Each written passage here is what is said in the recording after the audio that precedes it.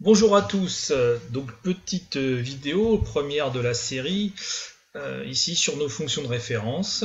Nous avons déjà vu la fonction x au carré, nous allons voir aujourd'hui une fonction qui paraît un peu plus complexe alors qu'il n'en est rien. Nous allons voir la fonction cube, x au cube. Alors, ensemble, nous allons procéder comme avec x au carré. Je vous demande juste ici de rester bien attentif ici à la construction de la courbe. En fin de fiche, nous ferons une démonstration sur les variations de cette courbe. Et nous aurons une application ensuite où je ferai la correction des premiers exemples et je vous demanderai de chercher chez vous la solution des autres exemples. Voilà, donc construction de cette courbe, on va commencer. Donc ici, je vais commencer par compléter ce tableau, ce que vous auriez fait si nous étions en classe avec votre calculatrice. Donc nous allons compléter ici l'image de 0,1, donc 0,1 au cube, 0,1 fois 0,1 fois 0,1, ou 10 puissance moins 1 puissance 3, puissance de puissance, 10 puissance moins 3, on obtient 0,001, etc. On complète ainsi tout le tableau. Ici, nous obtenons 0,008. Alors, on s'aperçoit que les premiers points obtenus, en tout cas les premières images, sont très proches de 0. Alors, nous sommes quasiment à 0, donc on a l'impression que cette courbe, effectivement, monte. Elle est donc en augmentation, elle est en croissance, mais cette croissance a l'air extrêmement faible. Ça devrait donc donner une courbe assez plate sur les alentours de 0. Donc ici, nous allons jeter un petit coup d'œil au niveau de la courbe. Je complète tout de même jusque 1 pour vous montrer un petit peu comment cette courbe va finir par décoller. Mais jusque 0,4, regardez l'image de 0,4, 0,0, donc on n'a même pas passé un dixième, 64. Alors 0,5 commence légèrement à augmenter, mais ça reste encore très peu ici en termes de grandeur, puisqu'on est à 0,125, on a dépassé le dixième, mais vous voyez, c'est encore ici très faible. 0,8, on arrive enfin à la moitié de l'unité, 0,512 ici, et enfin 1 au cube, comme tout le monde le sait, ça fait 1, et non pas 3 comme certains ont pu le penser. Donc, nous allons regarder sur le graphique. Regardez bien, je passe ici sur le graphique, où nous allons ici tracer les premiers points positifs. Alors, en espérant, vous voyez, regardez, j'ai déjà décalé de 0,1, et mon point, on ne voit pas, il ne décolle pas. Je redécale, regardez, les trois points sont quasiment alignés. On a l'impression que cette courbe ne va jamais décoller. Donc là, je suis ici à 0,3, qui n'apparaît pas dans le tableau, ce n'est pas grave, mais on sent une légère augmentation. Ça y est, 0,4, on est parti, on approche du dixième, 0,5, on a ici dépassé le dixième, etc. Donc 0,6 qui n'apparaît pas, 0,7, 0,8, donc le 0,8 avec la moitié, on est bien à la moitié de l'unité, mais on voit que ça y est, on a décollé ici au niveau de la courbe. Alors je vais jusque 1, voilà, et je repasse maintenant sur mes images pour des nombres plus grands. Alors quand je dis décoller, c'est peu de le dire, puisque nous allons voir ici que très vite, les valeurs vont grandir de plus en plus fort, puisque ici nous passons à 1,712, puis pour 1,4 au cube, 2, on gagne une unité complète, 2,744, pour 1,8, même chose, on a gagné quasiment 3 unités, on a plus que doublé. Donc on est à 5,832. Voilà, et on termine par 2 au cube, 2 fois 2 fois 2, et donc 8. Et nous obtenons ici les points de la courbe pour pouvoir un petit peu visualiser ici son décollage. Alors je m'arrêterai à 2, après bien évidemment elle monte de plus en plus fort, comme on peut s'en douter. Donc voici ce que ça donne quand on poursuit cette courbe. Donc 1,2, le voici, donc 1,712, puis 1,4, voilà, 1,4, nous y voilà, donc 2,744, 1,8, alors Voici 1,8, on est quasiment à 6, et on va terminer par 2. Voilà. Donc là, ça y est, on est parti en croissance. Alors, que se passe-t-il pour les nombres négatifs? Eh bien, c'est très simple. Une simple règle des signes nous permet de comprendre ici que le signe sera négatif, puisque nous aurons 3 nombres négatifs identiques multipliés, donc 3 moins c'est moins. Par contre, la valeur suivante sera la même qu'au-dessus, donc moins 0,001. Donc je m'arrêterai là, hein, mais la suite du tableau, donc les mêmes nombres, mais avec un moins devant, donc en fait, les images seront opposées. Alors c'est ce que l'on appelle une fonction impaire.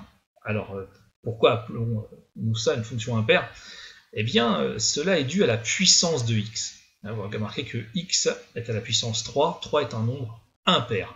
Alors que la fonction x carré était une fonction paire. Je l'avais évoqué, je le redis, eh bien évidemment, x puissance 2, 2 est un nombre pair, et nous avions une symétrie par rapport à l'axe OY.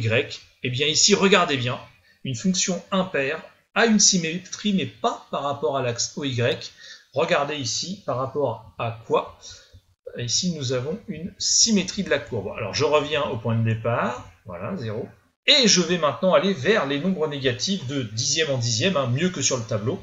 Et je vous laisse observer la symétrie. Donc, ici, voilà, et oui, on voit que c'est une symétrie par rapport ici au centre du repère, par rapport à O.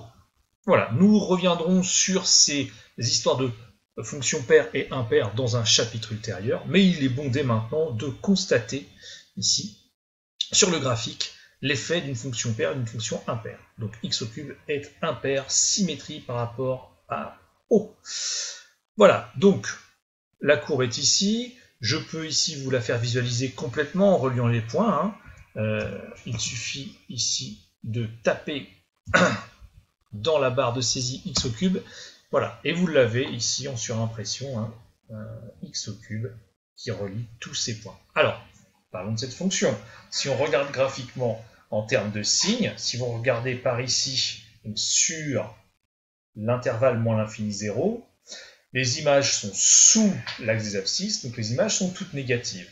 Donc ici, nous avons dans le tableau de signes moins pour les nombres de moins l'infini à 0. De 0 à plus l'infini, la courbe est au-dessus de l'axe des abscisses, donc les images sont positives, donc nous aurons un signe plus, ici, pour les nombres après 0. Alors si je résume ça dans un tableau de signes, ici, comme nous l'avions fait pour x au carré, je descends dans ma feuille, donc dans mon tableau de signes, ici, nous avons un moins à gauche, et nous avons ici un plus à droite. Pareil, bien évidemment, c'est absolument à centrer, ici, comme ceci, voilà. Voilà, moins, plus. Alors, avec un 0 au milieu sur la barre ici, que je ne fais pas pour le moment, mais voilà, il faudrait remettre un 0 ici, sur le trait qui sépare le moins et le plus. Voilà. Alors là, la courbe est strictement croissante, comme on a pu s'en apercevoir. Donc le tableau ici des variations, sens de variation, eh bien, il est très simple, ce tableau il ne contient qu'une flèche qui indique une croissance du début à la fin, si on peut parler de début et de fin, pour moins l'infini et plus l'infini. Donc début et de fin du tableau. Voilà, donc ça c'est pour les premiers constats. Alors, en ce qui concerne le tableau de signes, la démonstration est immédiate, nous en avons parlé. Pourquoi elle est négative avant 0, c'est la simple règle des signes, donc c'est démontré, et pourquoi elle est positive après 0, c'est aussi la règle des signes, le produit de 3 nombres positifs est positif. Donc ça c'est fait. Par contre, pour la croissance, c'est un constat ici graphique. Donc, effectivement, ce n'est pas une démonstration. Une démonstration va relever ici d'un calcul ou d'un raisonnement ici basé sur l'algèbre. Alors ce raisonnement est un peu complexe, mais on va le décortiquer, le détailler ensemble. Alors, la première chose qui est un peu difficile, nous devons bien évidemment démontrer que, donc suivez bien ce raisonnement, que pour u plus petit que v, nous aurons u au cube qui sera plus petit que v au cube. Donc nous allons regarder en détail l'écart entre u au cube et v au cube. Si cet écart est tout le temps négatif, on a gagné. Ça veut dire que u au cube moins v au cube étant, regardez ici, négatif, ça voudra dire que u au cube, ici, est plus petit que v au cube. Voilà ce que ça voudra dire, si on démontre ça. Voilà, on aura gagné. Alors, pour le moment, on ne l'a pas. Donc nous allons étudier l'écart entre ces deux quantités. Et pour l'étudier, nous allons factoriser cet écart. Alors, pour cette factorisation, il a fallu un peu réfléchir. Alors, des mathématiciens, évidemment, ont réfléchi. Ils ont trouvé cette factorisation. Je ne vous demande pas de la retrouver tout ça. Je vous demande juste, ici, de le démontrer dans l'autre sens. Nous allons partir de cette expression à droite et démontrer qu'elle est égale à l'expression de gauche. Alors, petit développement. Regardez bien ici. Donc, je reprends mon expression de droite et je développe. Donc là, vous avez deux ici termes fois 3 termes. Donc nous aurons en tout 6 termes. Donc je détaille, u fois u carré, u au cube, u fois v carré, uv carré, u fois uv, u carré, v. Donc, je vous laisse ici bien comprendre cela. N'hésitez pas à faire pause sur la vidéo lorsque vous voulez vraiment bien comprendre une étape. Ça, c'est vraiment un très grand confort pour vous. Je continue. Moins v fois u carré, moins vu carré, moins v fois v carré, moins v au cube, et moins v fois uv, moins v carré u. Et là, qu'est-ce que l'on constate? Eh bien, 4 termes s'annulent. U, v carré, moins, ici, v carré u, ce sont les deux opposés, ils s'éliminent. Et les deux du centre, là, ici, pareil, s'éliminent. Il reste donc u cube moins v cube. On a terminé. On a bien démontré cette égalité. Même si on ne l'a pas trouvé, ce n'est pas grave, on l'a démontré ici par ce développement. Alors maintenant, qu'est-ce que l'on va faire? On va faire ici un raisonnement en 3 temps. Premier temps ici, nous allons partir de deux nombres positifs. D'accord? Si u est plus petit que v, alors u moins v est négatif, ça c'est une évidence, mais surtout u carré, v carré et uv sont positifs. Les carrés sont toujours positifs et le produit du nombre positif est positif. Donc le produit u moins v fois u carré plus v carré plus uv est le produit entre un facteur u moins v qui est négatif, ici, et un facteur là qui est positif. Moins par plus, c'est moins, donc c'est négatif. Du coup, cette quantité là, c'est u au cube moins v cube, démontré précédemment, donc u au cube moins v cube est négatif. C'est terminé, cela veut dire que u au cube est plus petit que v cube. Or, u était plus petit que v, l'ordre est conservé, donc la fonction est croissante. Elle est croissante même strictement, je ne l'ai pas mis, mais elle est strictement croissante, sur 0 plus l'infini. Alors, pour les nombres négatifs, ça va très vite du coup, puisque c'est la même chose. On part de u plus petit que v, donc u moins v est négatif, mais les autres restent positifs. Un carré est positif, le produit de deux nombres négatifs est positif, donc on retombe sur la même chose. Le tout reste négatif, et donc u au cube moins v au cube négatif, et donc u au cube plus petit que v au cube. La fonction est croissante sur moins l'infini 0. Alors le problème c'est, qu'est-ce qui se passe si j'ai deux nombres de signes contraires? Ben là c'est immédiat, par une simple règle des signes, quand u est plus petit que 0, u au cube est plus petit que 0, et quand v est plus grand que 0, v au cube est plus grand que 0. Donc u au cube reste plus petit que v au cube. Donc finalement, dans tous les cas de figure, u au cube sera plus petit que v au cube. Elle est donc bien globalement strictement croissante. Voilà. On arrive quasiment à la fin de cette vidéo.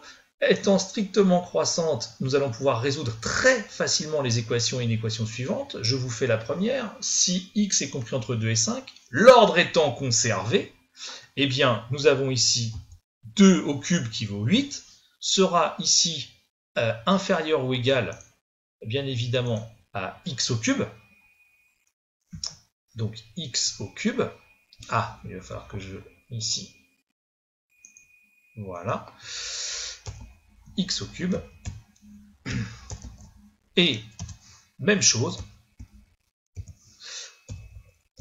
l'ordre étant conservé, tout ça sera inférieur ou égal à 5 au cube, c'est-à-dire 125. Voilà, etc. Tout fonctionne parfaitement, je vous laisse continuer seul toutes ces applications, et je vous souhaite bon courage, bien évidemment correction dans une prochaine vidéo, et bon courage à tous donc, et à bientôt.